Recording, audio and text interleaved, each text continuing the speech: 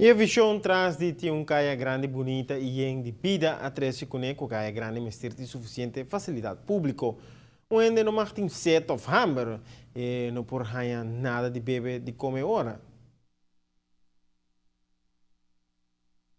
O diseñador nang tiene cuenta de nang planan para incluir kiosco nang que estratégicamente poni de trayectoria de Caia Grande e aunque con nanta claro for de hobby promeco fin de año, ainda nanta será e abandona manera un sin mama. Nosso compreende que o governo a otorgar kiosco nang aqui caba, pero que pa outro motivo não por abrir nang e pone nang operacional.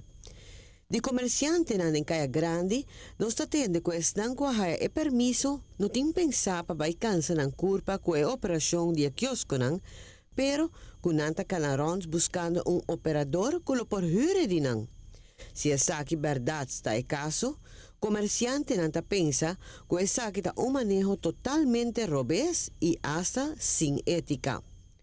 Como por justificar que está dando permisso na gente que vai verhuur propriedade de governo na outro cidadão para preço mais alto, fazendo ganache riba loma de pueblo sem mover dedo.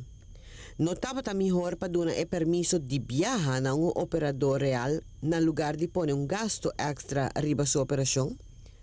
Não sabe que Caia Grande não está full claro e que falta algum detalhe, pero também está hecho que o quiosco não será e fontaine morto, ingrediente importante do projeto, tem impacto negativo riba nos Caia Grande, que está projeto assim bonita e visionário. Para Notícia da Noite, Emily Hudson.